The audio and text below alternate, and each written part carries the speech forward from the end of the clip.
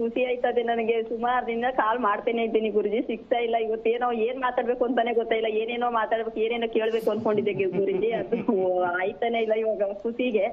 ಹಾಗೆ ಖುಷಿಯಾಗಿ ಇರ್ಬೇಕು ಅಲ್ಲ, ಹರಿಹೋಮ್ ಅಂತ ಹೇಳಕ್ಕೆ ಕಷ್ಟ ಆಯ್ತಾ ಅಂತ? ಇಲ್ಲ ಗುರುಜಿ, ನನಗೂ ಖುಷಿಯ ದೇವ್ರೇನೆ ಪ್ರಾರ್ಥಿಸ್ಕೊತಾ ಇದ್ದೀನಿ ಗುರುಜಿ. ಎದ್ದೊಳ್ಳಿ ಕೂತಿರ್ಲಿ ಮನಗಿರ್ಲಿ ಆ ದೇವ್ರೇ ಮನಸ್ಸಿನಲ್ಲೇ ಐತೆ ಗುರುಜಿ, ಬೇರೆ ನೆನ್ಸ್ಕೊಳ್ಳಾದ್ರು ದೇವ್ರಾದ್ರೂ ನೆನ್ಸ್ಕೊತೀನಿ ಗುರುಜಿ. ಅಷ್ಟು ಮಾಡು ತಾಯಿ, ಜೀವನದಲ್ಲಿ ಅದರಂತ ಒಳ್ಳೆ ಕೆಲಸ ಇನ್ನೊಂದಿಲ್ಲ. ಯಾಕೆಂದ್ರೆ ಪ್ರತಿ ನಮ್ಮ ದೇಹದಲ್ಲಿ ಹರಿತಾ ಇರ್ತಕ್ಕಂಥ ರಕ್ತದ ಪ್ರತಿ ಕಣದಲ್ಲೂ ಕೂಡ ಆ ಭಗವಂತನ ಸ್ಮರಣೆ, ಆ ಭಗವಂತ ನೆನಪಿದ್ದಾಗ ನಾವೇನು ಕಷ್ಟಪಡಬೇಕಾಗಿಲ್ಲ ತಾಯಿ. ಅದೇನೆ ಸ್ವಾಮಿ, ಅದ್ ನೆನ್ಸ್ಕೊತೇನೆ ಇರ್ತೀನಿ, ನನ್ ಕಷ್ಟ ತಪ್ಪಲೇ ಇಲ್ಲ ಗುರುಜಿ. ನೋಡಿ ಇಲ್ಲಿ ಬಂದ್ರಲ್ಲ, ಈ ವಿಚಾರಕ್ಕೆ ಬರೋಣ. ಓಕೆ, ಏನು ಕರೆ ಮಾಡಿದ್ರಿ? ಮಗನ್ ಬಗ್ಗೆ ಕೇಳ್ಬೇಕಿತ್ತು ಗುರುಜಿ. ಮಗನಿಗೆ ಮದ್ವೆ ಮಾಡ್ಬೇಕು. ನಕ್ಷತ್ರ ಯಾವ್ದಮ್ಮ? ನಕ್ಷತ್ರ ಯಾವ್ದು? ನಕ್ಷತ್ರ ಅಶ್ವಿನಿ ನಕ್ಷತ್ರ, ಮೇಷರಾಶಿ. ಎಷ್ಟು ವಯಸ್ಸು? ಎಷ್ಟು ವಯಸ್ಸು? 32 ತುಂಬ್ತು, ಮೊನ್ನೆ 23ಕ್ಕೆ ಡಿಸೆಂಬರ್. ಓಕೆ, ನೀವು ಏನ್ ಮಾಡ್ತಾ ಇದ್ದಾನೆ ಮಗ? ಮಗ ಬ್ಯಾಂಕ್ ಕೆಲ್ಸಕ್ಕೆ ಹೋಯ್ತವನೆ, ಓಕೆ, ಬೆಂಗಳೂರಲ್ಲಿ ಅವನೇ, ತಂಗಿ ಮನೇಲಿ. ಓಕೆ, ನೀವೆಲ್ಲಿರೋದು? ನೀವೆಲ್ಲಿದ್ದೀರಾ? ನೀವೆಲ್ಲಿದ್ದೀರಾ? ನಾವು ಹಳ್ಳಿಲಿದ್ದೀವಿ ಸ್ವಾಮಿ, ಅಗ್ರ ಅಂತ, ಕನ್ಪುರ್ ಪಕ್ಕ ಅಗ್ರ ಅಂತ. ಆ ಮನೆ ಎಷ್ಟು ವರ್ಷದ್ದು ಕಟ್ಸಿದ್ದಾ? ಕಟ್ಸುದು ಸ್ವಾಮಿ, ನನ್ನ ಮಗನ್ ಪ್ರೆಗ್ನೆಂಟ್ ಅಲ್ಲಿ ಕಟ್ಸುದು ಸ್ವಾಮಿ, 97ರಲ್ಲಿ. ಓಕೆ, ಈಗ ಆ ಮನೆ ಉತ್ತರ, ದಕ್ಷಿಣ, ಪೂರ್ವ, ಪಶ್ಚಿಮ ಯಾವುದು ದೊಡ್ಡದಿದೆ ಅಂತ ನಿಮ್ಗೆ ಗೊತ್ತಾಗಿದೆ? ಅಂದ್ರೆ ಅವೆಲ್ಲ ಗೊತ್ತಾಗಲ್ದು ಸ್ವಾಮಿ. ಒತ್ತುಟ ಒತ್ಮುಖ ದೊಡ್ಡದೈತೆ, ಒತ್ತುಡೋದು ಒತ್ಮುಳುಗೋದು ದೊಡ್ಡದೈತೆ. ಓಕೆ, ರಸ್ತೆ ಯಾವ್ದು? ರಸ್ತೆ ಯಾವ್ದಮ್ಮ ಮನೆಗೆ? ನಂದಿ ಬಾಗ್ಲು. ನಂದಿ ಬಾಗ್ಲು ರಸ್ತೆನೂ ನಂದಿ ಬಾಗ್ಲಿಗೆ ಇದೆಯಾ? ನಂದಿ ಬಾಗ್ಲೇನೆ, ಮೂರ್ ಕಡೆನೂ ನಂದಿ ರಸ್ತೆನೆ ಸ್ವಾಮಿ. ನೀವು ಬಾಗ್ಲು 3 ಕಡೆ ಕಟ್ಟಿದ್ದೀರಾ? ಬಾಗ್ಲು ಇರ್ಲಿಲ್ಲ, ಮನೆ ಸುತ್ತನೂ ರಸ್ತೆನೆ, ಹಿಂದೆಗಡೆ ಮಾತ್ರ ಸೈಟ್ ಐತೆ ಬೇರೆ ಅವ್ರದ್ದು. ಕಾಂಪೌಂಡ್ ಹಾಕಿದ್ದೀರಾ? ಕಾಂಪೌಂಡ್ ಹಳ್ಳಿ ಸ್ವಾಮಿ, ಇದು ಸದ್ಯಕ್ಕೆ ಇರಕ್ಕೆ ಜಾಗ ಇಕ್ಕಟ್ಟು ಸ್ವಾಮಿ, ಸೈತ್ರಿಯಲ್ಲಿ ಕೊಟ್ಟದ್ದು, ಗೌರ್ಮೆಂಟ್ ಕಡೆಯಿಂದ ಕೊಟ್ಟಿರೋದು ಸ್ವಾಮಿ. ಇದು ಸುತ್ತ ನಿಮ್ ಮನೆ ಸುತ್ತ ನಿಮ್ ಜಾಗ ಇದೆಯಾ? ನಿಮ್ ಮನೆ ಸುತ್ತ ನಿಮ್ ಜಾಗ ಇದೆಯಾ? ಮನೆ ಸುತ್ತ ಅಂದ್ರೆ ಹಿಂದೆಗಡೆ 1 ಅಡಿಯಷ್ಟು ಜಾಗ ಐತೆ ಅಷ್ಟೇ, ನಮ್ ಸ್ವಂತ ಅಂತ. 3 ಕಡೆನೂ ರೋಡ್ ಸ್ವಾಮಿ. ಓಕೆ, ಅಲ್ಲಿ ನಿಮ್ದು ಅಲ್ಲಿ ಲೆಟ್ರಿನ್ ಫಿಟ್ ಅಲ್ವಾ ಇರೋದು? ಫಿಟ್ಟು ಯಾವ ಜಾಗದಲ್ಲಿ ಮಾಡಿದಿರಾ? ಮಲ್ಗೋ ರೂಮ್ ಕಡೆ ಮಾಡಿದಿರಾ, ಅಡಿಗೆ ಮನೆ ಕಡೆ ಮಾಡಿದಿರಾ, ಬಾತ್ರೂಮ್ ಕಡೆ ಮಾಡಿದಿರಾ? ಬಾತ್ರೂಮ್ ಕಡೆ ಸ್ವಾಮಿ. ಎಷ್ಟು ವರ್ಷ ಆಗಿದೆ ಮಾಡಿ ಅದು? ಅದು ಮಾಡಿ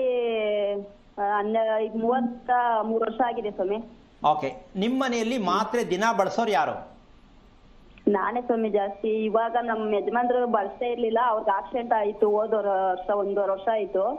ಅವಾಗ್ಲಿಂದ ಮಂಡಿ ನೋವು, ಬೆನ್ನು ನೋವು, ಬಿದ್ದಿರೋ ಏಟ್ಕೊಳಗೆ ಅನ್ಬಿಟ್ಟು ಅವ್ರು ಇವಾಗ ಜಾಸ್ತಿ ಬಳಸ್ತಾವ್ರೆ. ಮೊದ್ಲು ನಾನ್ ಬಳಸ್ತಾ ಇದ್ದೆ, ಅವ್ರ ಆಕ್ಸಿಡೆಂಟ್ ಆದಾಗಿಂದ ಈಗ ಅವ್ರು ಬಳಸ್ತಾವ್ರೆ ಸ್ವಾಮಿ. ನೀನ್ ಬಳಸ್ತಾ ಇಲ್ವಾ ಈಗ? ಇವಾಗ ಅದೇ ಯಾವಾಗ ನೋವು ಬಗ್ಗಳು ಬಂದ ಬಳಸ್ತೀನಿ. ಇವತ್ತು ಆಸ್ಪತ್ರೆಗೆ ಹೋಗಿ ಬಂದೆ ಸ್ವಾಮಿ, ಕಿವಿ ನೋವು, ಕೈ ನೋವು, ಹಿಂಗೇನೆ. ಈಗ ನಿಮ್ ಮನೆಯಲ್ಲಿ ನಿಮ್ ಯಜಮಾನ್ರಿಗೆ ಕಾಲ್ ನೋವಾಗಿದ್ದು ಹೌದಾ? ಕಾಲ್ ನೋವು ಇವಾಗ ಒಂದ್ ನಿಮಿಷ ಕೇಳಿಸ್ಕೊ. ಈಗ ನಿನಗೂ ಯಾವಾಗಾದ್ರೂ ಕಾಲ್ ನೋವು ಬಂದ್ರೆ, ಕಿವಿ ನೋವು ಬಂದ್ರೆ ನೀನು ತಗತ್ಯಾ? ತಗೋತೀನಿ ಸ್ವಾಮಿ. ಈಗ ನೀನ್ ಅರ್ಥ ಮಾಡ್ಕೋಬೇಕು, ನಿಮ್ ಲೆಟ್ರಿನ್ ಫಿಟ್ ಅಲ್ಲಿ ನೋವಿನ ಮಾತ್ರೆ ಸದಾ ನಿಮ್ ಮನೇಲಿ ಇರ್ಲೇಬೇಕು. ಅದಕ್ಕೆ ನಿಮ್ ಯಜಮಾನ್ರು ಕಾಲ್ ಮುರ್ಕೊಂಡಿದ್ದು. ಅರ್ಥ ಆಯ್ತಾ? ಆಮೇಲೆ ಎಲ್ಲಿ ಏಟು ಬೀಳುತ್ತೆ ಮತ್ತಿನ್ನೊಂದ್ಸಲ ಅದೇ ಮೇಲೆ ಏಟು ಬೀಳುತ್ತೆ. ಮನೆಯಲ್ಲಿ ಯಾವುದೇ ವಿಚಾರಗಳು ನೀವು ಅನ್ಕೊಂಡಂಗೆ ಅಡಿಗೆ ಮಾಡೋದು, ಊಟ ಮಾಡೋದು, ಮಲಕ್ಕೊಳ್ಳೋದು, ಎಲ್ಲಿಗಾರು ಹೋಗ್ಬೇಕು, ಯಾವ್ದಾದ್ರು ಕೆಲಸ ಆಗ್ಬೇಕು ಅಂದ್ರೆ ನೀವು ಅನ್ಕೊಂಡಂಗೆ ಇಲ್ಲಿವರೆಗೂ ಯಾವುದು ಆಗ್ತಾ ಇಲ್ಲ, ನೀವು ಅನುಭವಿಸ್ತಾನೆ ಇದ್ದೀರಾ. ಅನುಭವಿಸ್ತಾ ಇದ್ದೀವಿ ಸ್ವಾಮಿ. ಆಮೇಲೆ ಅಕ್ಕಪಕ್ಕದವರು, ನೆಂಟರಿಷ್ಟರು ಎಲ್ಲ ಎಷ್ಟರ ಮಟ್ಟಕ್ಕೆ ನಿಮ್ ಬಹುಮಾನ ಕೊಡ್ತಾರೆ ಅಂದ್ರೆ ಸುಮ್ನೆ ನಿಮ್ ವಿಷಯ ಅವ್ರ ಬಾಯಿಲಿರ್ತದೆ. ನಮ್ಗೆ ಯಾಕೆ ಹಿಂಗ್ ಗೋಳಾಕತ್ತಾರೆ, ನಾವ್ ಯಾರಿಗೂ ಏನು ಮಾಡ್ತಾರ, ನಮ್ಗೆ ಯಾಕೆ ಇಷ್ಟು ಹಿಂಸೆ ಕೊಡ್ತಾರೆ ಅನ್ಸಿಲ್ವಾ ನಿಮ್ಗೆ? ಅನ್ಸ್ತದೆ. ಇದು ಸ್ಯಾಂಪಲ್. ನಾನು ಇವ್ರ ಮನೆ ಕತೆ, ಒಂದು ಲೆಟ್ರಿನ್ ಫಿಟ್ ಅಲ್ಲಿ ಇಡೀ ಮನೆಯನ್ನ, ಇಡೀ ಕುಟುಂಬವನ್ನ ಏನೆಲ್ಲ ಮಾಡುತ್ತೆ. ನೋವಿನ ಮಾತ್ರೆ ಮನೆಯಲ್ಲಿ ಇರಲೇಬೇಕು. ಆಮೇಲೆ ಇನ್ನೊಂದೇನಂದ್ರೆ, ಆ ಮಾತ್ರೆ ಖರ್ಚಾಗಲಿ ಅಂತಾನೆ ಕಾಲು ಮುರ್ಕೊಳ್ಳೋದು. ಅದು ಸ್ನಾನದ ಮನೇಲಾಗ್ಬೋದು, ಅಡಿಗೆ ಮನೇಲಾಗ್ಬೋದು, ರೋಡಲ್ಲಾಗ್ಬೋದು, ಒಟ್ಟಿನಲ್ಲಿ ನೋವಿನ ಮಾತ್ರೆ ಮನೆಯಲ್ಲಿ ಸದಾ ಇರಬೇಕು. ಇಂತಹ ಒಂದು ಮನೆಯಲ್ಲಿ ಎಲ್ಲ ರೀತಿಯ ನೋವುಗಳನ್ನು ಅನುಭವಿಸ್ತಕ್ಕಂಥ ಮನೆ ಯಾವುದು ಅಂದರೆ ನಿಮ್ಮ ಲೆಟ್ರಿನ್ ಫಿಟ್ಟು. ಎಂತಹ ಘೋರವಾದ ನರಕ ಇದೆ ಹಳ್ಳಿ ಕಾಳಲ್ಲಿ, ಗ್ರಾಮಾಂತರ ಪ್ರದೇಶಗಳಲ್ಲಿ. 80% ಲೆಟ್ರಿನ್ ಫಿಟ್ಟಿಂದಾನೇ ಇಡೀ ಮನೆಗಳೆಲ್ಲ ಉಡೀಸ್ ಅಂತಾರಲ್ಲ ಸಿನಿಮಾದಲ್ಲಿ, ಹಂಗೆ ಉಡೀಸ್. ಏನು? ನೆಮ್ಮದಿ ಉಡೀಸ್, ಆರೋಗ್ಯ ಉಡೀಸ್. ಯಾವುದು? ನಿಮ್ಮ ಲೆಟ್ರಿನ್ ಫಿಟ್. ಗೌರ್ಮೆಂಟ್ ಲೋನ್ ಕೊಟ್ಟು ತೀಸ್ಕೊಂಡಿದ್ದೀರೋ, ಲೆಟ್ರಿನ್ ಫಿಟ್ ಹಾಕ್ಕೊಂಡಿದ್ದೀರೋ, ನೀವೇ ಸಾಲ ಮಾಡಿ ಹಾಕ್ಕೊಂಡಿದ್ದೀರೋ, ಒಟ್ಟಿನಲ್ಲಿ ಒಂದು ಫಿಟ್ ಅಂತ ಬೇಕು, ಒಂದು ಮೂಲೆಗೆ ಹಾಕು, ಅನುಭವಿಸು. ಮಾಟ ಮಂತ್ರ ಯಂತ್ರ ತಂತ್ರ ಪೀಡೆ ಮೋಹಿನಿ ದೆವ್ವ ಎಲ್ಲ ನಿಮ್ಮಲ್ಲೇ ಇರುತ್ತೆ. ಎಷ್ಟು ಸುತ್ತಿರ ಸುತ್ತಿ. ಸಮಯಕ್ಕೆ ಸರಿಗೆ ಊಟ ಇಲ್ಲ, ಸಮಯಕ್ಕೆ ಸರಿಗೆ ವಯಸ್ಸು ಸಕ್ಕಂತೆ ಮದುವೆ ಇಲ್ಲ, ಎಲ್ಲ ಹಂಗಂಗೆ ನಿಂತಿರಬೇಕು. ಇದಕ್ಕೆ ಬೇಕಾ ಮನೆ? ಇದನ್ನೇ ನರಕ ಅಂತಾರೆ. ಅಪ್ಪ ಅಮ್ಮ ಇವರು ಮನೆ ಕಟ್ಟಿ ಮಗನಿಗೆ 32 ಆದರೂ ಇನ್ನೂ ಹುಡುಕ್ತಾ ಇದ್ದಾರೆ. ಸಿಗುತ್ತಾ? ಸಿಗಲ್ಲ. ಸಿಕ್ಕಿದ್ರು ಉಳಿಯಲ್ಲ, ಉಳಿದ್ರು ಆಗಲ್ಲ, ಆದರೂ ದಾಂಪತ್ಯ ಉಳಿಯಲ್ಲ. ಈ ಕರ್ಮ ಅಪ್ಪ ಅಮ್ಮ ಮಾಡಿರ್ತಕ್ಕಂಥ ಆಸ್ತಿಯ ಮೂಲ ಕರ್ಮ ಮಕ್ಕಳು ಅನುಭವಿಸೋಕ್ಕೆ ಇವ್ರು ಮಾಡಿರುವಂತಹ ದೊಡ್ಡ ಅಪರಾಧ. ಇವರೊಬ್ಬರೇ ಅಲ್ಲ, ಪ್ರಪಂಚದ ಎಲ್ಲರೂ ಕೂಡ ಮಕ್ಕಳನ್ನು ಹಾಳು ಮಾಡ್ತಾ ಇರೋದು ಯಾವುದಕ್ಕೆ ಅಂದರೆ, ಮನೆ ಕಟ್ಟುವ ಒಂದು ವಿಚಿತ್ರದಲ್ಲಿ ಮಕ್ಕಳ ಜೀವನ ಹಾಳಾಗತ್ತೆ ಅಂತ ಅಪ್ಪ ಅಮ್ಮನಿಗಿನ್ನೂ ಅರಿವು ಬಂದಿಲ್ಲ. ಶಾಸ್ತ್ರ ಕೇಳೋದು ಬಿಟ್ಟಿಲ್ಲ. ನಿಮ್ಮ ಮನೆ ಯಾವ ಪರಿಸ್ಥಿತಿಲಿದೆ, ನೀವು ವಾಸ ಮಾಡೋ ಮನೆ ಯಾವುದೇ ಆಗಿರ್ಬೋದು, ಸ್ವಂತ ಆಗಿರ್ಬೋದು, ಬಾಡಿಗೆ ಆಗಿರ್ಬೋದು, ಲೀಸ್ ಇರ್ಬೋದು, ಯಾವುದೇ ಮನೆ ಸಿಕ್ಕಬೇಕಾದ್ರೂ ನಿಮ್ಮ ಪ್ರಾರಬ್ಧ ಚೆನ್ನಾಗಿದ್ರೆ ನಿಮ್ಮ ಒಳ್ಳೆ ಮನೆ ಸಿಗತ್ತೆ, ಇಲ್ಲ ಬಾಡಿಗೆಗೂ ಸಿಕ್ಕಲ್ಲ, ಕಟ್ಟಕ್ಕೂ ಆಗಲ್ಲ. ಈ ಕರ್ಮ ಅಪ್ಪ ಅಮ್ಮ ಮಾಡಿಟ್ಟಿರ್ತಕ್ಕಂತಹ ಒಂದು ಕರ್ಮದ ಫಲ. ನಿಮ್ಮಪ್ಪ ಅಮ್ಮನೂ ಮನೆ ಕಟ್ಟ ಹಾಳಾಗಿ ಏನೂ ಮಾಡಿಲ್ಲ, ಅವರಪ್ಪ ಅಮ್ಮನ ಕೇಳಿ ಅಲ್ಲೂ ಅವರು ಒಳ್ಳೆಯದಾಗಿಲ್ಲ. ಆದರೂ ನಮ್ಮ ಅಪ್ಪ ಅಮ್ಮ ನೆಮ್ಮದಿ ಇಲ್ಲ, ಮನೆ ಕಟ್ಟಿ ನಾವು ಕಟ್ಟಬಾರ್ದು, ಕೇಳ್ಬಿಟ್ಟು ಕಟ್ಟಬೇಕು ಅಂತ ಪ್ರಜ್ಞೆ ನಮ್ಮ ಜನಕ್ಕೆ ಬಂದಿಲ್ಲ. ನಮ್ಮ ಅಪ್ಪನಿಗೆ ಬುದ್ಧಿ ಇಲ್ಲ, ನಾನೇ ಕಟ್ಟಬಾರ್ದು ಅಂತ ಮನೆ ಕಟ್ತೀರಾ, ನಿಮ್ಮ ಜೀವನದಲ್ಲಿ ಉತ್ತಾ ಕಟ್ಕೊಂಡು ಒಳಗಡೆ ಸೇರ್ಕೋತೀರಾ. ಇದು ನಿಮ್ಮ ಜೀವನದಲ್ಲಿ ಆಗ್ತಾ ಇರ್ತಕ್ಕಂಥ ಒಂದು ನರಕ. ನೀವು ಫಸ್ಟು ಅಶ್ವಿನಿ ನಕ್ಷತ್ರಕ್ಕೆ ಮಗು ಹುಟ್ಟಿದ್ದು ಕೇಳದೇ ಇರೋದೇ ಮೊದಲನೇ ಅಪರಾಧ. ಇದನ್ನು ನೀವು ತಿಳ್ಕೋಬೇಕಂದ್ರೆ ಮೊದಲು ಅಶ್ವಿನಿ ನಕ್ಷತ್ರಕ್ಕೆ ಮಗು ಹುಟ್ಟಿದ್ರೆ ಕುಟುಂಬದ ಕಥೆ ಏನು, ಅಶ್ವಿನಿ ನಕ್ಷತ್ರದ ಕಥೆ ಏನು. ಎಷ್ಟೇ ಕೋಟಿ ರೂಪಾಯಿ ಇಟ್ಟಿದ್ರು ನೆಮ್ಮದಿಯಾಗಿರುವಂಥ ಕುಟುಂಬ ಅಲ್ಲ ಅಶ್ವಿನಿ ನಕ್ಷತ್ರ. ಇದನ್ನು ನೀವು ಫಸ್ಟು ಸೂತ್ಕವನ್ನು ತೊಳ್ಕೋಬೇಕಾ ಬೇಡವಮ್ಮ? ಕಳ್ಕೋಬೇಕು ಸ್ವಾಮಿ, ಅದಕ್ಕೆ ಕೇಳ್ತಾ ಇರೋದು ಸ್ವಾಮಿ. ಈಗ ನಾನು ಹೇಳಿದ ಅರ್ಥ ಆಯ್ತಾ, ಬೇಜಾರಾಯ್ತಾ? ಆಯ್ತು ಸ್ವಾಮಿ, ಸರಿ ಬೇಜಾರಾಗ್ಲ ಸ್ವಾಮಿ. ಸರಿ ಮದುವೆ ಮಾಡಕ್ ಹೋಗ್ಬೇಡ, ಮೊದಲು ನೀನು ಮಾಡು, ಮನೆ ಅಳತೆ ತಗೋ, ಫಿಟ್ ಎಲ್ಲಿದೆ ಗುರ್ತು ಮಾಡ್ಕೋ, ನಿಮ್ಮ ಮಗನ ಕರ್ಕೊಂಡು ವಿಷಯ ತಿಳ್ಕೊಳಕ್ ಪ್ರಯತ್ನ ಮಾಡು. ಮೊದಲು ಮದುವೆ ಒಂದೇ ಅಲ್ಲ, ನಾವು ಈ ನರಕದಿಂದ ಹೊರಗೆ ಬರಬೇಕು ಅಂತ ಡಿಸೈಡ್ ಮಾಡು. ಅದು ನಿಮ್ಮ ಫಿಟ್ ಒಳಗಡೆನೇ ಇದೆ, ನಿಮ್ಮ ಕುಟುಂಬದ ಕತೆ ನಾನು ಹೇಳ್ಕೊಡ್ತೀನಿ. ಒಳ್ಳೆದಾಗಲಿ ತಾಯಿ. ವಿಶೇಷ ಕಾರ್ಯಕ್ರಮಕ್ಕೆ ಮತ್ತೊಮ್ಮೆ ಸ್ವಾಗತ. ಗುರುಜಿ ಒಬ್ರು ಕಾಲರ್ ಇದ್ದಾರೆ, ಪುನೀತಾ ಅಂತ, ಉಡುಪಿಯಿಂದ. ನಮಸ್ತೆ. ನಮಸ್ತೆ. ಯಾರ ಬಗ್ಗೆ ಕೇಳಬೇಕಿತ್ತು? ನಮ್ಮ ತಮ್ಮನ ಬಗ್ಗೆ ಕೇಳಬೇಕು. ಅವ್ರ ನಕ್ಷತ್ರ ಹೇಳಿಮಾ. ಶತಭಿಷ ನಕ್ಷತ್ರ. ಓಕೆ, ಗುರೂಜಿ ಇದ್ದಾರೆ, ಮಾತನಾಡಿ. ಸ್ವಲ್ಪ ಜೋರಾಗಿ ಮಾತಾಡಿ. ಹಲೋ. ಹಾ ಹೇಳಮ್ಮ. ನಮ್ಮ ತಮ್ಮ ಅವ್ರದ್ದು ಶತಭಿಷ ನಕ್ಷತ್ರ. ಅವ್ರಿಗೆ ಮದುವೆ ಎಲ್ಲ ಸೆಟ್ ಆಗಿತ್ತು, ಬಟ್ ಇವಾಗ ನೋಡಿದ್ರೆ ಸ್ವಲ್ಪ ಬೇಡ ಅಂತ ಹೇಳ್ತಾರೆ. ನೀನೇನ್ ಮಾಡ್ತಿದ್ಯಮ್ಮ? ನಾನು ಮದ್ವೆ ಆಗಿ ಮನೇಲಿದ್ದೀನಿ. ಏನು ಓದಿದ್ಯಾ? ನಂದು M.Com ಆಗಿದೆ. ಓಕೆ. ಈಗ ಇದು ಮದುವೆ ಆಗಿಲ್ಲ ಅಂತ ಕೇಳೋದಕ್ಕಷ್ಟೇ ಮಾಡಿದ್ಯಾ, ಅಲ್ಲ ಈ ತಿಳ್ಕೊಳ್ತಕ್ಕಂಥ ವಿಚಾರ ಇದೆ ಪ್ರಪಂಚದಲ್ಲಿ ಅಂತ ಗೊತ್ತಾ ನಿನಗೆ? ನಮ್ಮ ಬದುಕಿಗೆ ಮದುವೆ ಆಗೋಕ್ಕೆ, ಮಕ್ಕಳಾಗಕ್ಕೆ, ಮನೆ ಆಗೋಕ್ಕೆ ಇದೆಲ್ಲ ತಿಳ್ಕೊಳ್ಳುವಂಥ ವಿಚಾರ ಇದೆ ಅಂತ ಗೊತ್ತಾ ನಿನಗೆ? ಹಾಂ, ಗೊತ್ತಿದೆ. ಅದಕ್ಕೋಸ್ಕರ ಈಗ ಕಾಲ್ ಮಾಡಿ ಕೇಳೋಣ ಅಂತ. ಅಲ್ಲಮ್ಮ, ಮಕ್ಕಳು ಹುಟ್ಟಕ್ಕೆ ಮುಂಚೆ ನಿಮ್ಮ ಅಪ್ಪ ಅಮ್ಮನಿಗೆ ಗೊತ್ತಿರಬೇಕಿತ್ತಲ್ಲ, ಗೊತ್ತಿಲ್ವಲ್ಲ. ಯಾಕೆ ಮಾತು ಹೇಳ್ತೀನಿ ಅಂದರೆ, ನೀನು ಓದಿದ್ಯಾ ಅಲ್ವಮ್ಮ? ಹೌದು. ಒಂದು ಕರೆ ಮಾಡಿ ಒಬ್ಬ ಗುರುಗಳ ಹತ್ರ ಮಾತಾಡ್ತಿದ್ದೀನಿ ಅಂತ ಒಂದು ಸೌಜನ್ಯಕ್ಕೆ ಒಂದು ದೇವರ ಹೆಸರು ಹೇಳೋದು, ಒಂದು ನಮಸ್ಕಾರ ಮಾಡೋ ಪ್ರಜ್ಞೆ ಇಲ್ಲ ಅಂದರೆ ಹೆಂಗಮ್ಮ ಜೀವನದಲ್ಲಿ ಒಳ್ಳೇದಾಗತ್ತೆ? ಓದ್ಬಿಟ್ಟು ಸರ್ಟಿಫಿಕೇಟ್ ತೊಗೊಂಡ್ರೆ, ಮಾರ್ಕ್ಸ್ ಕಾರ್ಡ್ ತೊಗೊಂಡ್ರೆ ಜೀವನ ಇಲ್ಲಮ್ಮ. ಈ ಸತ್ಯ ತಂದೆ ತಾಯಿಯಿಂದ ಕಲಿಬೇಕು, ಇಲ್ಲ ನೀವು ತಿಳಿದಿರಬೇಕು. ಏನು ಹೇಳ್ತೀಯಾ? ಶತಭಿಷ ನಕ್ಷತ್ರ ಕೊಟ್ಟೋದು ಏನಕ್ಕೆ ಅಂದರೆ, ಧರ್ಮ ಗೊತ್ತಿಲ್ಲ, ಅಧರ್ಮವಾಗಿ ನಡೆದು ಬಂದ ಕುಟುಂಬದಲ್ಲಿ ಹುಟ್ಟುತ್ತೆ ಶತಭಿಷ ನಕ್ಷತ್ರ. ದೇವರಿಗೆ ಪ್ರಶ್ನೆ ಕೇಳುವ ನಕ್ಷತ್ರ ಯಾವುದು? ಶತಭಿಷ. ಏನು ಮಾಡೋನು ದೇವರು? ಏನಕ್ಕೆ ದೇವರು ಮಾಡಬೇಕು? ಯಾಕೆ ಮಾಡಬೇಕು? ಇಂತಹ ದುರಾಂಕಾರದ ಪರಮಾವಧಿ ಬರ್ತಕ್ಕಂಥದ್ದೇ ಶತಭಿಷ ನಕ್ಷತ್ರ. ಇವರಿಗೆ ಕುಟುಂಬ ನೆಮ್ಮದಿ ಇಲ್ಲ. ಏನು ಓದಿದ್ರು ನ್ಯಾಯವಾಗಿ SSLC ಓದೋ ಹುಡುಗ ತಗೊಳ್ಳೋ ಸಂಬಳ ತಗೊಳಕ್ಕಾಗಲ್ಲ. ಕಾರಣ ಲೇಬರ್ ಲೈಫ್, ಸ್ಟ್ಯಾಂಡರ್ಡ್ ಲೈಫ್ ಅಲ್ಲ, ಲೇಬರ್ ಲೈಫ್. ಜೀವನ ಪರ್ಯಂತ ಎಂಥ ಉತ್ತಮವಾದ ಸ್ಥಿತಿಲಿದ್ದರು, ಅಕಸ್ಮಾತ್ ಏನೋ ಉನ್ನತ ಮಟ್ಟಕ್ಕೆ ಏನಾರು ಕೆಲಸಕ್ಕೆ ಹೋದರೆ ವ್ಯಕ್ತಿನೇ ನಾಪತ್ತೆ. ಕಾರಣ ಇದೇ ಅಜ್ಞಾನವಾಗಿರ್ತಕ್ಕಂಥ ಕುಟುಂಬ. ಆಸ್ತಿ ಮಾಡಿದ್ದು ಓದಿದ್ದು ಲೆಕ್ಕಕ್ಕೆ ಬರಲ್ಲ. ನಾವೇನು ತಿಳ್ಕೊಳ್ತೀವಿ, ಏನು ಮಾತಾಡ್ತೀವಿ ಅದೇ ನಮ್ಗೆ ಸಿಗೋದು.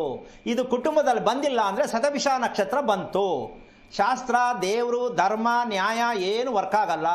ಕಾರಣ ಯಾರು ನಡೆದಿಲ್ಲ ಈ ಕುಟುಂಬದಲ್ಲಿ. ಬೇಜಾರಾಯ್ತಾ? ಅರ್ಥ ಆಯ್ತಮ್ಮ ನಿಮಗೆ? ಅಷ್ಟೇ. ಮದುವೆ ಆದ್ರೂ ಕೂಡ ದಾಂಪತ್ಯ ಉಳಿಯಲ್ಲ. ಅದು ಕಿತ್ತೋಗಿದ್ದೆ ಭಾರಿ ಒಳ್ಳೇದು. ನಮಸ್ಕಾರ ಮಾಡಿಕೊಂಡು ಸದ್ಯ ನಿಂತೋಯ್ತಲ್ಲ ಅಂತ ಖುಷಿ ಪಡು. ಇಲ್ಲ ನಿಂತು ಹೋಗಿಲ್ಲ, ನಾವ್ ಅದಂದ್ರೆ ಮನೆಯವರೆಲ್ಲ ಹಾಗೆ ಅಂತಾನೆ ಒಂದ್ಸಲ ಫಿಕ್ಸ್ ಆಯ್ತು, ಈಗ ಮತ್ತೆ ಮುಂದೆ ಹಾಕಿದೀವಿ. ಆಯ್ತು, ಪರವಾಗಿಲ್ಲ. ಆದ್ರೂ ಒಂದ್ ತಿಳ್ಕೊ, ಶತಭಿಷ ನಕ್ಷತ್ರಕ್ಕೆ ಮದುವೆ ಅಂತಕ್ಕಂಥದ್ದು ಮಾಡಬೇಕಾದ್ರೆ ಏನು ಮಾಡಿದ್ರೆ ಸರಿ ಅಂತ ತಿಳ್ಕೊ. ಮೊದಲು ತಿಳ್ಕೊಳ್ಳೋದಾದ್ರೆ, ನನ್ನ ಬಲವಂತಕ್ಕಲ್ಲ, ಇದನ್ನ ತಿಳ್ಕೊಂಡು ಮದುವೆ ಪ್ರಯತ್ನ ಮಾಡೋದು ಒಳ್ಳೆಯದು ಅಂತೀನಿ. ನಿಮ್ಮ ಇಷ್ಟ.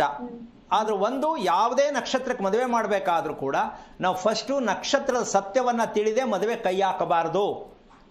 ಇದನ್ನ ನಾವು ತಿಳ್ಕೊಳ್ಳದೆ ಇದ್ರೆ ಜೀವನದಲ್ಲಿ ಬರೀ ಯೋಚನೆ ಮಾಡ್ಕೊಂಡೆ ಬದುಕಬೇಕಾಗತ್ತೆ ಅನ್ನೋದಕ್ಕೆ ಹೇಳಿದ್ನೇ ಹೊರತು ನೀವು ನಂಬಬೇಕು, ನಾನು ಹೇಳೋದನ್ನು ಕೇಳಬೇಕು ಅಂತ ಪ್ರಶ್ನೆ ಅಲ್ಲ. ಶತಭಿಷ ಹುಟ್ಟುವುದು ಕಾರಣ ಏನಂದರೆ ಸರಿಯಾಗಿ ಮಲಗೋದು, ಸರಿಯಾಗಿ ಮಾತನಾಡುವುದು, ಸರಿಯಾಗಿ ಊಟ ಮಾಡುವುದು, ಇದಿಷ್ಟು ಶತಭಿಷ ನಕ್ಷತ್ರಕ್ಕೆ ಇರಲ್ಲ. ಅದಕ್ಕೆ ಇದ್ರ ಬಗ್ಗೆ ಸತ್ಯ ತಿಳ್ಕೋಬೇಕು. ಬುದ್ಧಿ ಕಲಿಯೋದು ಪ್ರಶ್ನೆ ಅಲ್ಲ. ಊಟ ನಿದ್ದೆ ಕ್ರಮ ಇಲ್ಲ. ಅವ್ರಿಗೆ ಅನುಕೂಲಕ್ಕೆ ತಕ್ಕಂತೆ ಊಟ ನಿದ್ದೆ ಮಾಡುವ ಕಾರಣದಿಂದಾಗಿ ಅವರ ಬಾಯಲ್ಲಿ ಬರೋ ಮಾತು ಉಲ್ಟಾ ಪಲ್ಟಾ ಬರುತ್ತೆ. ದಾಂಪತ್ಯ ಉಳಿಯಲ್ಲ ಅನ್ನೋದಕ್ಕೆ ಇದು ನಿದರ್ಶನ.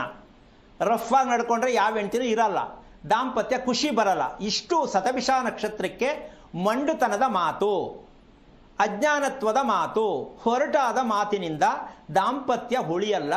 ಕುಟುಂಬದಲ್ಲಿ ಆ ಒಂದು ನಕ್ಷತ್ರ ಹುಟ್ಟಿದ್ರೆ ಇಡೀ ಕುಟುಂಬಕ್ಕೆ ಯೋಚನೆ, ಏನಪ್ಪ ಇದು ಏನು ಸರಿ ಹೋಗ್ತಾ ಇಲ್ವಲ್ಲ ಅಂತ. ಇದು ಮನೆಯವರೆಲ್ಲ ಯೋಚನೆ ಮಾಡೋದಕ್ಕೆ ಒಂದು ದೊಡ್ಡ ಟ್ಯಾಬ್ಲೆಟ್. ಇದು ಪೇಯ್ನ್ ಕಿಲ್ಲರ್ ಅಂತಾರಲ್ಲ, ಹಾಗೆ ಇದೊಂದು ಕಿಲ್ಲರ್. ಕುಟುಂಬವನ್ನು ಜೀವನ ಪರ್ಯಂತ ಯೋಚನೆ ಮಾಡೋದಕ್ಕೆ ಆಗತ್ತೆ ಹೊರತು ನೀವು ಇದನ್ನು ತಿಳ್ಕೊಳ್ಳೋಕೆ ಪ್ರಯತ್ನ ಮಾಡ್ಬೋದು. ಕರೆ ಸಿಕ್ಕದಕ್ಕೆ ಹೇಳಿದ್ದೀನಮ್ಮ, ಬೇಜಾರು ಮಾಡಿಕೊಂಡು ಸರಿ. ಫಸ್ಟ್ ತಿಳ್ಕೊಂಡು ಪ್ರಯತ್ನ ಮಾಡಿ, ಒಳ್ಳೆಯದಾಗಲಿ.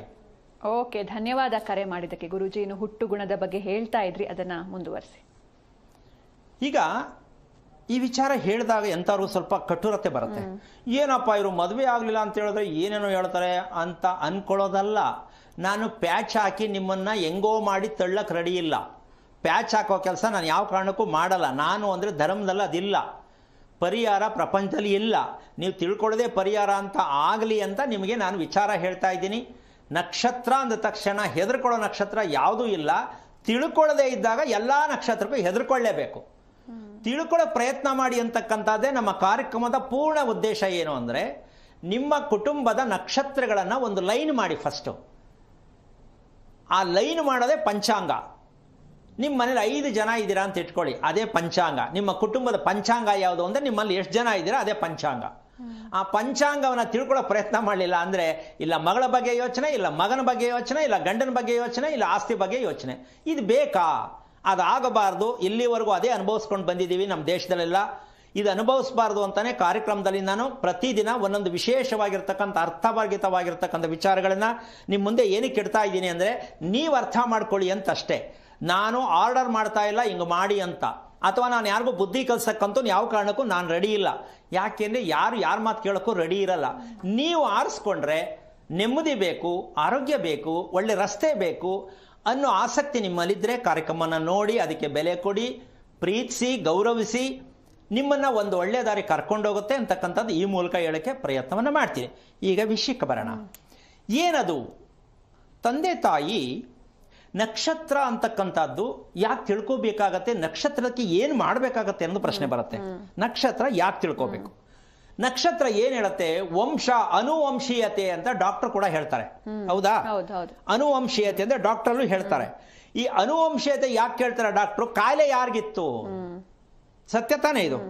ಈಗ ನಾನೇನು ಹೇಳ್ತಾ ಇಲ್ಲ ಇಲ್ಲಿ, ವೈಜ್ಞಾನಿಕವೂ ಕೂಡ ಸತ್ಯ. ನಕ್ಷತ್ರ ಬೇಕು. ಯಾಕೆಂದ್ರೆ ನಿಮ್ಮ ವಂಶದವರ ರಹಸ್ಯವನ್ನ ತೋರಿಸುವುದಕ್ಕೆ, ತಿಳಿಸುವುದಕ್ಕೆ, ಬುದ್ಧಿ ಕಲಿಸುವುದಕ್ಕೆ ಈ ನಕ್ಷತ್ರದ ಮಗು ಭಗವಂತ ರಚನೆ ಮಾಡಿ ಕಳಿಸ್ತಾರೆ. ಡೆಲಿವರಿ ಮಾಡಿ, ಹೋಗು ಪ್ರಪಂಚಕ್ಕೆ ತಿಳಿಸು ನಿಮ್ಮವರಿಗೆ ಅಂತ. ನಾವು ನಮ್ಮವರಿಗೆ ಅನ್ನೋ ಪ್ರಶ್ನೆಯೇ ಇಲ್ಲ. ಮಗು ಬೇಕು, ಹುಟ್ಟಿತು, ಹೆಂಗೋ ಹುಟ್ಟಿತು, ಹೇಗೋ ಹುಟ್ಟಿತು, ಏನೋ ಹೇಳ್ಕಳಿ. ಆದರೆ ಸಂದೇಶ, ಭಗವಂತ ಕೊಟ್ಟಿರುವ ಸಂದೇಶ ಪ್ರಜ್ಞೆ, ಮಗು ಹುಟ್ಟುವುದು ಕುಟುಂಬವನ್ನ ಬುದ್ಧಿ ಕಲಿಸೋ ಪ್ರಜ್ಞೆ ಬರಕ್ಕೆ, ಅಪ್ಪ ಅಮ್ಮನ ಬುದ್ಧಿ ಕಲಿಸಕ್ಕೆ, ಕುಟುಂಬದಲ್ಲಿ ಆಗಿರ್ತಕ್ಕಂಥ ಅನಾಹುತಗಳನ್ನು ತಿಳಿಸೋದಕ್ಕೆ. ಈ ಸತ್ಯ ನಮ್ಮ ಜನಕ್ಕೆ ಗೊತ್ತಿಲ್ಲ ಅಂತಕ್ಕಂಥ ವಿಚಾರವನ್ನ ಈ ಕಾರ್ಯಕ್ರಮದಲ್ಲಿ ನಾನು ಪ್ರಪಂಚಾದ್ಯಂತ ಈ ವಿಚಾರವನ್ನ ನಿಮ್ಮ ಮುಂದೆ ಇಡ್ತಾ ಇದ್ದೀನಿ, ಪ್ರಪಂಚದ ಮುಂದೆ. ಇದು ಇಲ್ಲಿವರೆಗೂ ಅಕೌಂಟ್ ಓಪನ್ನೇ ಆಗಿಲ್ಲ ನಮ್ಮ ಭಾರತ ದೇಶದಲ್ಲಿ. ನಕ್ಷತ್ರ ಏನಕ್ಕೆ ಬೇಕು, ನಕ್ಷತ್ರ ಏನಕ್ಕೆ ತಿಳಿಬೇಕು ಅಂದರೆ ನಿಮ್ಮ ವಂಶದ ಕತೆ ತಿಳ್ಕೊಳ್ರಿ. ಯಾರ್ಯಾರು ಎಲ್ಲೆಲ್ಲಿ ಸತ್ರು, ಹೆಂಗ್ ಸತ್ರು, ಅವ್ರ ಗುಣ ಹೆಂಗಿತ್ತು, ಅವ್ರ ಕಲರ್ ಹೆಂಗಿತ್ತು, ಅವ್ರು ಹೆಂಗೆ ತಿಂತಿದ್ರು, ಯಾರ್ಯಾರಿಗೆ ಏನೇನು ಬಾಯಿ ಮಾಡಿದ್ರು, ಇವೆಲ್ಲವೂ ಕೂಡ ನಿಮ್ಮ ಒಂದು ಮಗುವಿನಲ್ಲಿ ಸಿಕ್ಕತ್ತೆ. ತಂದೆ ವಂಶದಲ್ಲಿ ಏನು ನಡೆದಿದೆ, ತಾಯಿ ವಂಶದಲ್ಲಿ ಏನು ನಡೆದಿದೆ, ಈ ಮಗು ಹಿಂದೆ ಏನೇನು ಮಾಡಿತ್ತು, ಆ ಕರ್ಮಗಳೆಲ್ಲ ತಗೊಂಡು ಬರೋದೇ ಮಗುವಿನ ನಕ್ಷತ್ರ. ಇಷ್ಟು ಸಾಕು ಅಂತೀಯಲ್ಲಮ್ಮ. ಯಾಕೆಂದ್ರೆ ಇದಕ್ಕೆ ಮೀರಿ ನಾನು ಹೇಳಕ್ ಬರಲ್ಲ. ಯಾಕೆಂದ್ರೆ ನಕ್ಷತ್ರ ಅಂತಕ್ಕಂಥದ್ದು ಪರ್ಟಿಕ್ಯುಲರ್ ಆಗಿ ಇದನ್ನೇ ಯಾಕೆ ಬಳಸ್ತೀವಿ ಅಂದರೆ, ಇನ್ನು ಉಳಿದ 4 ಭಾಗ ಇದೆ. ವಾರ, ತಿಥಿ, ಲಗ್ನ ಇದೆಲ್ಲ ಇದೆ. ಇದಿಷ್ಟು ತಿಳ್ಕೊಳಕ್ ಆಗಲ್ಲ. ಅದಕ್ಕೆ ಕೊನೇ ಪಕ್ಷ ನಕ್ಷತ್ರ ಯಾಕೆ ಬೇಕು ಅಂದರೆ, ನಕ್ಷತ್ರಕ್ಕೂ ಮಗು ಹುಟ್ಟಿದ ಭೂಮಿಗೂ ಸಂಬಂಧ ಇದೆ. ಮಗು ಹುಟ್ಟಿದ ನಕ್ಷತ್ರಕ್ಕೂ ಆ ಮಗು ಯಾವ ಭೂಮಿಯಲ್ಲಿ ಹುಟ್ಟಿತು, ಎಂಥ ಭೂಮಿಯಲ್ಲಿ ಹುಟ್ಟಿತು, ಅದರ ತಲೆ ಅಂದ್ರೆ ಮೆದುಳು ಮತ್ತೆ ಹೃದಯ, ಹುಟ್ಟಿದ ಜಾಗದ ಸತ್ಯದಿಂದ ಮಗು ಬರೋದು. ಅಮೇರಿಕಾದಲ್ಲಿ ಹುಟ್ಟಿದ ಮಗುಗೆ ಇಂಡಿಯಾ ದೇಶ ಶಾಸ್ತ್ರ ಕೇಳಿದ್ರೆ ನಮೋ ವೆಂಕಟೇಶ, ಅದಕ್ಕೂ ಇದಕ್ಕೂ ಸಂಬಂಧನೇ ಬರಲ್ಲ. ಹುಟ್ಟಿದ ಅಮೆರಿಕಾದಲ್ಲಿ, ಕೇಳ್ತಿರೋದು ಇಲ್ಲಿ. ಉದಾಹರಣೆ, ಬ್ಯಾಂಗ್ಳೂರ್ ಹುಟ್ಟಿದ ಮಗುಗೆ ಮೈಸೂರಲ್ಲಿ ಕೇಳಕ್ಕೂ ಅಧಿಕಾರ ಇಲ್ಲ, ಬ್ಯಾಂಗ್ಳೂರಲ್ಲೇ ಕೇಳಬೇಕು. 1 ನಿಮಿಷ ಸೂರ್ಯನ ವ್ಯತ್ಯಾಸ ಆಗೇ ಆಗತ್ತೆ. ಅಂದ ಮೇಲೆ ಮಗು ಹುಟ್ಟಿದ ಜಾಗದಲ್ಲಿ ಎಷ್ಟು ಶಕ್ತಿ ಇದೆ ಅಂತ ಪ್ರತಿಯೊಬ್ಬರು ಅರ್ಥ ಮಾಡ್ಕೊಳ್ಳಿ. ನಿಮ್ಮ ಮಕ್ಕಳ ನಕ್ಷತ್ರ ಆಗಲಿ, ನೀವು ಹುಟ್ಟಿದ ನಕ್ಷತ್ರ ಆಗಲಿ, ನೀವು ಯಾವ ಜಾಗದಲ್ಲಿ ಹುಟ್ಟಿದ್ರಿ, ಆ ಮನೆ ಯಾವ ಗೋಡೆ ಒಡೆದೋಗಿತ್ತು, ಯಾವ ಗೋಡೆ ಬಿರುಕು ಬಿಟ್ಟಿತ್ತು, ಆ ಮನೆಯಲ್ಲಿ ಲೆಟ್ರಿನ್ ಫಿಟ್ ಎಲ್ಲಿತ್ತು, ಆ ಮನೇಲಿ ಬಾವಿ ಎಲ್ಲಿತ್ತು, ಕಾಂಪೌಂಡ್ ಇತ್ತಾ ಇಲ್ವಾ, ಹಾವು ಬಂದಿತ್ತಾ, ನಾಯಿ ಬತ್ತಿತ್ತಾ, ಇದೆಲ್ಲವೂ ಕೂಡ ನೀವು ಸ್ವಲ್ಪ ನೆನಪು ಮಾಡ್ಕೊಳ್ಳಿ. ಆ ಕರ್ಮ ನಿಮ್ಮಲ್ಲಿ ಬಂದಿರುತ್ತೆ, ಅದೇ ಮಗುವಿನ ನಕ್ಷತ್ರವಾಗಿರುತ್ತೆ. ಅದಕ್ಕೋಸ್ಕರವಾಗಿ ನಕ್ಷತ್ರಕ್ಕೆ ಅಷ್ಟು ನಾವು ಪ್ರಾಧಾನ್ಯತೆ ಕೊಡಬೇಕು. ಈಗ ವಿಷಯಕ್ಕೆ ಬರೋಣ. ಆ ನಕ್ಷತ್ರ ಜನ್ಮ ನಕ್ಷತ್ರ ಅಂತ ಕೂಡ ನಾವು ಬಾಯಲ್ಲಿ ಹೇಳ್ತೀವಿ. ಈ ಜನ್ಮ ನಕ್ಷತ್ರ ಅಂತಕ್ಕಂಥದ್ದು ಬಾಯಲ್ಲಿ ಹೇಳೋದಕ್ಕೂ ಒಂದು ಕಾರಣ ಇದೆ. ಏನು, ನಕ್ಷತ್ರಕ್ಕೀಗ ಹುಟ್ಟುಬಿಟ್ಟಿದೆ ಮಗು. ಈಗ ನಾನು ಸಾಕಷ್ಟು ನಕ್ಷತ್ರಗಳ ಬಗ್ಗೆ ಹೇಳ್ತೀನಿ, ಇದು ತಪ್ಪು, ಇದು ಸರಿ, ಇದು ಮದುವೆ ಮಾಡಬೇಡಿ, ಮದುವೆನೇ ಇಲ್ಲ, ಲವ್ ಆಗತ್ತೆ, ಹಲವಾರು ಹೇಳ್ತಿರ್ತೀನಿ. ಎಷ್ಟೋ ಜನಕ್ಕೆ ಇದರಿಂದ ತುಂಬಾ ಬೇಜಾರಾಗತ್ತೆ. ಇವ್ರು ಏನಪ್ಪ ಇವರು ಹಿಂಗೆ ಹೇಳ್ಬಿಡ್ತಾರ, ನಾವ್ ಹೆಂಗೆ ಇದು ಕೇಳೋದ, ಇವ್ರ ಹತ್ರ ಮಾತಾಡೋದ, ಇವ್ರ ಹತ್ರ ಹೋಗೋದ. ಈ ಭಯವನ್ನ ಉಂಟು ಮಾಡುವ ಯಾವ ಕಾರ್ಯಕ್ರಮ ಅಂದ್ರೆ ನಮ್ದೇನೆ. ಭಯ ಉಂಟು ಮಾಡೋ ಕಾರ್ಯಕ್ರಮ ಮಾಡ್ತಾ ಇಲ್ಲ ಯಾರು, ಭಯ ಉಂಟು ಮಾಡೋ ಕಾರ್ಯಕ್ರಮ ಮಾಡ್ತಾ ಇಲ್ಲ ಯಾರು, ಭಯ ಬೀಳ್ಬೇಕಾದ ಅವಶ್ಯಕತೆ ಇಲ್ಲ. ವಿಚಾರ ಏನು, ನೀವು ಮಲಗಿದಿರಲ್ಲ, ಸ್ವಲ್ಪ ತಟ್ಟಿ ಎಬ್ಬರಿಸ್ತಾ ಇದ್ದೀನಿ, ಮೇಲೆ ಕೇಳಿ ಕಣ್ಬಿಡಿ ಅಂತ ಅಷ್ಟೇ. ಏಕೆಂದರೆ ಮಲ್ಕಂಡೆ ಕೇಳೋ ಅಭ್ಯಾಸ ಆಗಿದೆ. ಯಾಕೆ ಅಂದರೆ ಏನೋ ಹೇಳ್ಕತ್ತಾರೆ, ಏನೋ ಜೀವನದಲ್ಲಿ ಹುಟ್ಟಿದ್ದೀನಿ, ಅಲ್ಲ, ನಾನು ಏನಕ್ಕೆ ಹುಟ್ಟಿದೆ, ಏನು ಮಾಡಬೇಕು ಅಂದರೆ ನಾನು ಸ್ವಲ್ಪ ಎಬ್ಬರಿಸಿದ್ರೆ ಯಾರು ಒಂದು 4 ಜನ ಹೇಳಲಿ ಮೇಲಕ್ಕೆ, ಇನ್ಮಿತ್ತಲ್ಲ ಮಲಗಿರಲಿ, ತೊಂದರೆ ಇಲ್ಲ. ಈ ಬೆಳೆದು ಎಬ್ಬರಿಸೋಕ್ಕೆ ಈ ಕಾರ್ಯಕ್ರಮ ಸ್ವಲ್ಪ ಮೆಸೇಜ್ ಕೊಡಲಿ ಅಂತ ಈ ವಿಚಾರ ಹೇಳ್ತಾ ಇದ್ದೀನಿ. ಈಗ ನಕ್ಷತ್ರ ಆಯಿತು, ಈಗ ನಮ್ಮ ಕೈನಲ್ಲಿ ಏನು ಮಾಡ್ಲಿಕ್ಕಾಗಲ್ಲ, ಮಾಡ್ಸಕ್ಕಾಗಲ್ಲ, ಕರೆಕ್ಟಾಗಿ ಹೇಳಿದ್ರೆ ಯಾರು ಕೇಳಿದ್ರೆ ಹೇಳಲ್ಲ. ಈ ಥರದ್ರು ಸಾಕಷ್ಟು ಜನ ಇದ್ದಾರೆ ಅಲ್ವಾ. ಒಬ್ಬೊಬ್ರು ಒಂದೊಂಥರ ಹೇಳ್ತಾರೆ, ಸ್ವಾಮಿ ನಿಮ್ಮ ಥರ ಯಾರು ಹೇಳಲ್ಲ, ಇದು ಅಪ್ಲಿಕೇಶನ್ ಆಗ್ತಾನೆ ಇದ್ದೀರಾ, ನಾನು ತಗೋತಾನೆ ಇದ್ದೀನಿ. ಆದರೆ ನಾವು ಒಂದು ತಿಳ್ಕೋಬೇಕು, ಮನೆಯಲ್ಲಿ ನಾವು ಒಂದು ಸಂಭ್ರಮವಾಗಿರ್ತಕ್ಕಂಥ ಮನೆ ಆಗಬೇಕು, ಸಡಗರ ಇರಬೇಕು ಮನೆಯಲ್ಲಿ.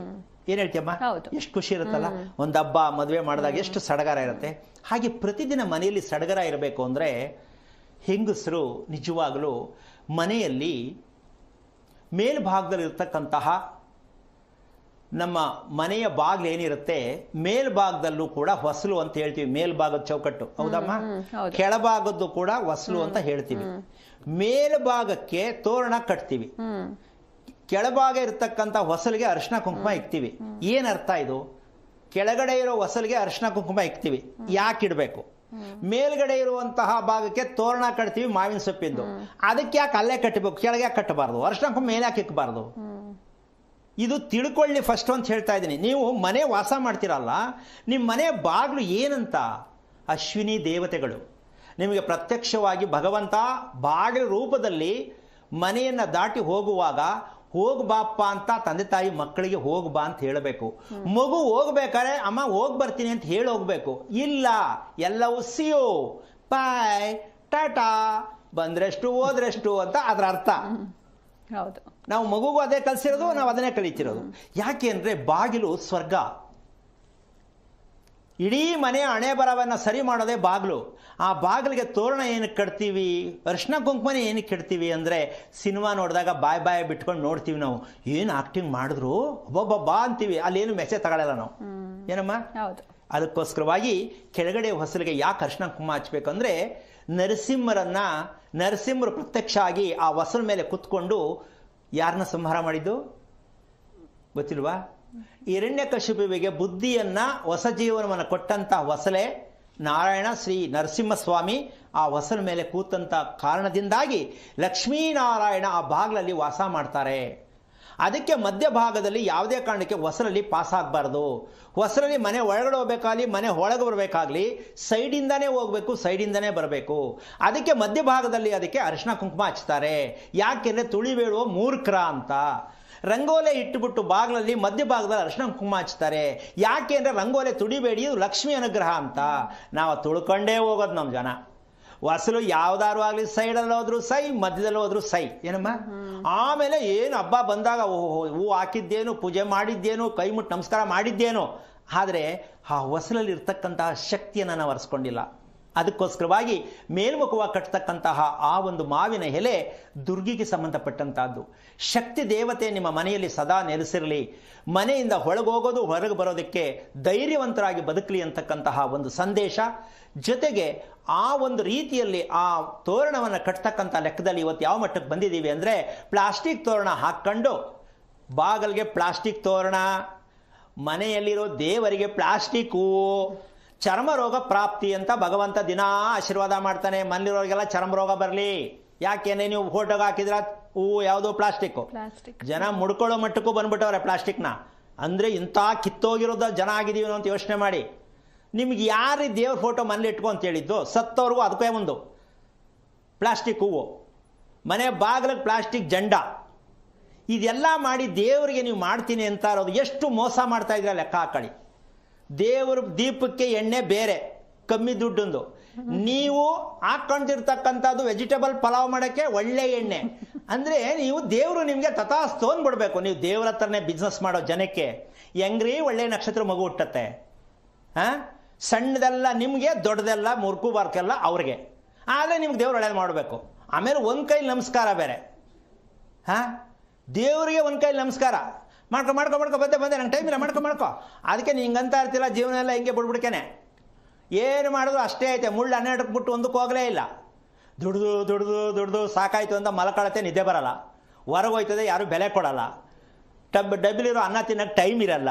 ಯಾವ ಪುರುಷಾರ್ಥಕ್ರಿ ಜೀವನ? ಇದೇ ನಮ್ಮ ಶಾಪ. ಸಮಯ ಪ್ರಜ್ಞೆಯನ್ನು ಅರಿದೇ ಇದ್ದಂತಹ ಸಂದರ್ಭದಲ್ಲಿ ನಮ್ಮ ಮನೆ ಏನು, ನಮ್ಮ ಮನೆ ಬಾಗಿಲೇನು, ನಾವು ತಿನ್ನೋ ಊಟ ಏನು, ನಮ್ಮ ಅಡುಗೆ ಮನೆ ಏನು, ಗಂಡ ಹೆಂಡತಿ ಏನು, ಸಂಬಂಧನೇ ಗೊತ್ತಿಲ್ಲ. ಏನೋ ಮಾಡ್ಕೊಂಡೆ, ಇನ್ನೇನು ನಮ್ಮಪ್ಪ ಹೇಳ್ದ, ಅದು ಬೈದ್ಬಿಟ್ಟು ಹೇಳ್ತಾರೆ, ಬೈಯಂಗಿಲ್ಲ ನಾನು. ಏನೋ ನಮ್ಮಪ್ಪ ಮುಂಡೆ ಮಗ ಮಾಡ್ಕೊಂಡೆ ಸಾಯ್ತಾ ಇದ್ದೀನಿ ಅಂತಾನೆ. ಇಲ್ಲ ನನಗೂ ಅಕಸ್ಮಾತ್ ಏನೋ ಲವ್ ಮಾಡಿಬಿಟ್ಟೆ ಕಟ್ಕೊಂಡಿದ್ದೀನಿ ಅಂತಾನೆ. ಇಲ್ಲಮ್ಮ, ಈ ಹೋರಾಟ ನಮ್ಮ ಜೀವನದಲ್ಲಿ ಆಗಿ ಇದ್ರ ಮಧ್ಯೆ ಬರೋ ಮಗು ಉಗ್ರವಾದಿ ಮಗುನೇ ಬರೋದು. ಯಾಕೆ? ನಿಮ್ಮದೇ ಫೈಟು. ಈ ಫೈಟಲ್ಲಿ ಬರೋ ಮಗು ಉಗ್ರವಾದಿ ಬರುತ್ತೆ. ಇನ್ನು ಮನೆ ನೋಡ್ಕೋಬೇಕು. ಯುದ್ಧ ತಾಂಡವ. ಇದಕ್ಕೆ ಗೃಹ ಯುದ್ಧ ಅಂತಾರೆ. ಏನು? ಗೃಹ ಯುದ್ಧ, ಗ್ರಹ ಯುದ್ಧ ಎರಡೂ ಕೂಡ ನಿಮ್ಮ ಮನೆ ಹೊಸ್ತಲ್ಲೇ ಇದೆ. ಅದಕ್ಕೆ ಅರಿಶಿನ ಕುಂಕುಮ ಇಕ್ಕತಕ್ಕಂತಹ ಒಂದು ಭಾಗ. ನಾವು ಹೊಸಲು ದಾಟಿ ಬರಬೇಕಾದ್ರೆ ಇದ್ರ ಜೊತೆಗೆ ಬೆಳಿಗ್ಗೆ ಮತ್ತು ಸಂಜೆ ಸೂರ್ಯ ಹುಟ್ಟೋದಕ್ಕೆ ಮುಂಚೆ ಬಾಗಿಲಲ್ಲಿ ಗುಡಿಸಿ ರಂಗೋಲಿ ಹಾಕಬೇಕು. ಸೂರ್ಯ ಹುಟ್ಟಕ್ಕಿಂತ ಮುಂಚೆ, ಸೂರ್ಯ ಮುಳುಗಿದ ಮೇಲೆ ಬಾಗಿಲಲ್ಲಿ ಕಸ ಹೊಡೆದು ರಂಗೋಲಿ ಹಾಕಿದ್ರೆ ಆ ಮನೆಗೆ ಲಕ್ಷ್ಮಿ ಅನುಗ್ರಹ ಪ್ರಾಪ್ತಿಯಾಗತ್ತೆ. ಯಾಕೆ ಆ ಸಮಯದಲ್ಲಿ ಸೂರ್ಯ ಮುಳುಗುವಾಗಲೇ ಯಾಕೆ ಮಾಡಬೇಕು ಅಂದರೆ, ಗಂಡ ಬರುವ ಆ ಸಮಯ ನೀವು ಅದನ್ನು ನಿರೀಕ್ಷಣೆ ಮಾಡಬೇಕು. ಬೇಗ ಬನ್ನಿ, ಇವತ್ತು ದೇವ್ರ ಹತ್ರ ದೀಪ ಹಚ್ಚೋಣ ಅಂತಕ್ಕಂಥ ಒಂದು ಪ್ರಯತ್ನ ಮಾಡೋದಕ್ಕೆ ಈ ಸಮಯವನ್ನು ನೀವು ನೀಟಾಗಿ ಮನೆ ಬಾಗನ್ನು ಗುಡಿಸಿ ರಂಗೋಲಿ ಹಾಕ್ತಕ್ಕಂಥದ್ದು.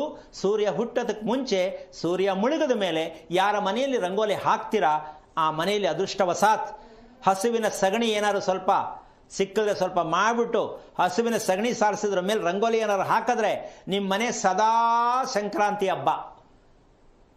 ಹಸುವಿನ ಸಗಣಿನೇ ಗೊತ್ತಿಲ್ಲ ನಮಗೆ, ಅದು ಮುಟ್ಟಿದ್ರೆ ಅಲರ್ಜಿ, ಚೀಚಿ ಅದೆಲ್ಲ ಹೆಂಗೆ ಮುಟ್ಟಕ್ಕಾಗತ್ತೆ?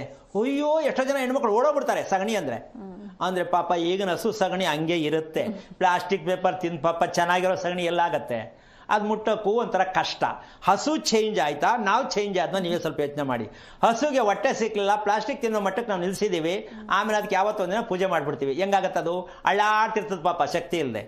ಹೀಗಾಗಿ ನಾವು ಮಾಡಬೇಕಾಗಿದ್ದ ವಿಚಾರ ಏನಪ್ಪ ಅಂದರೆ, ನೀವು ಈ ಹೊಸಲನ್ನು ಮಕ್ಕಳು ದಾಟಬೇಕಾದ್ರೆ, ಒಳಗೆ ಬರಬೇಕಾದ್ರೆ, ಹೊರಗೆ ಬರಬೇಕಾದ್ರೆ, ನಿಮ್ಮ ಯಜಮಾನರು ಹೊರಗೆ ಹೋಗ್ಬೇಕಾದ್ರೆ, ಒಳಗೆ ಬರಬೇಕಾದ್ರೆ ಆ ಹೊಸಲಿಗೆ ಏನೆಲ್ಲ ಪ್ರಾರ್ಥನೆ ಸಂಕಲ್ಪವನ್ನು ಮಾಡ್ಕೋಬೇಕು ಅಂತಕ್ಕಂಥ ತಿಳ್ಕೊಳ್ತಕ್ಕಂಥದ್ದು, ಅಡುಗೆ ಮನೆಯಲ್ಲಿ ಮೌನವಾಗಿ ಅಡುಗೆ ಮಾಡ್ತಕ್ಕಂಥದ್ದು, ಇದು ಎರಡನ್ನು ನೀವು ಸತ್ಯವನ್ನು ತಿಳ್ಕೊಳ್ಳೋದೇ ಆದರೆ ನಿಮ್ಮ ಮನೆ ಲಕ್ಷ್ಮೀ ನಿವಾಸ ಆಗತ್ತೆ. ಯಾಕೆ ಅಂದರೆ ನಿಮ್ಮ ಮನೆಯಲ್ಲಿ ಎಲ್ಲರೂ ಒಂದು ಕಡೆ ಮೂಲೆಯಲ್ಲಿ ನೋಡಿ ಎಲ್ಲರೂ ಜಾಡು ಹಿಂಗೆ ಅಳ್ಳಾಡ್ತಾ ಇದ್ದರೆ ನಿಮ್ಮ ಮನೇಲಿ ಎಂತಹ ಕಲಹ ನಡೆಯುತ್ತೆ ಅಂದರೆ, ಜಾಡು ಅಂದರೆ ಗೊತ್ತೇನಮ್ಮ, ಜಿಲ್ಲೆ ಥರ ಕಟ್ಟಿದ್ರೆ ಜಾಲರಿ ಥರ, ಅದೆಲ್ಲರೂ ನಿಮ್ಮ ಮನೆಯಲ್ಲಿ ಸಜ್ಜಾದಲ್ಲೋ ಎಲ್ಲೋ ಕಟ್ಟಿದ್ರಿ ಅಂತ ಇಟ್ಕೊಳ್ಳಿ. ನೀವು ಆಯುಧ ಪೂಜೆಗೆ ಒಂದ್ಸಲ ಪರ್ಕೆ ತೋರಿಸೋದಕ್ಕೆ ದಿನ ಪರ್ಕೆ ತೋರಿಸಲ್ಲ, ವಾರಕ್ಕೊಂದ್ಸಲ ಪರ್ಕೆ ತೋರಿಸಲ್ಲ. ಗಂಡ ಹೆಂಡತಿ ಡ್ಯೂಟಿ ಮಾಡ್ಬೇಕ್ರಿ. ಭಾನುವಾರ ಏನಕ್ಕಿರೋದು? ಮನೆ ನೀಟ್ ಮಾಡೋಕೆ ಇಬ್ಬರು ಸೇರ್ಕೊಂಡು ಮಾಡಲ್ಲ ಅಂತ ನಾನು ಮಾಡಿ ಅಂತ ಹೇಳ್ತಾ ಇಲ್ಲ. ಆದರೆ ನಿಮ್ಮ ಮನೆ ಎಷ್ಟು ಶುಚಿಯಾಗಿ ಇಟ್ಕೋತೀರಾ, ಸುಣ್ಣ ಬಣ್ಣ ನೋಡ್ಕೋತೀರಾ, ಮನೆ ನೀಟಾಗಿದೆಯಾ, ಇದೆಲ್ಲ ನೋಡ್ಕೊಳ್ಳೋದಕ್ಕೆ ನಿಮಗೆ ಲಕ್ಷ್ಮಿ ಅನುಗ್ರಹ, ಮಕ್ಕಳಲ್ಲಿ ಇರ್ತಕ್ಕಂಥ ಹೊಸತನ ಬರುತ್ತೆ, ನೀವು ನೆಮ್ಮದಿಯಾಗಿರೋದಕ್ಕೆ ಕಾರಣ ಆಗತ್ತೆ. ಇನ್ನು ಉಳಿದ ಭಾಗ, ಮುಂದುವರೆದ ಭಾಗ ತಿಳ್ಕೊಳ್ಳೋ ಪ್ರಯತ್ನದಲ್ಲಿ ಇರಿ ಅಂತ ಹೇಳ್ತಾ ಕಾರ್ಯಕ್ರಮ ಮುಗಿಸ್ತಾ ಇದ್ದೀನಿ. ಜೈ ಶ್ರೀರಾಮ್. ಖಂಡಿತ ಗುರುಜಿ, ಇಷ್ಟು ಹೊತ್ತು ಸಾಕಷ್ಟು ವಿಷಯಗಳನ್ನ ತಿಳಿಸ್ಕೊಟ್ರಿ, ಧನ್ಯವಾದಗಳು. ನೋಡಿದ್ರಲ್ವಾ ವೀಕ್ಷಕರೇ, ಇವತ್ತಿನ ಸಂಚಿಕೆ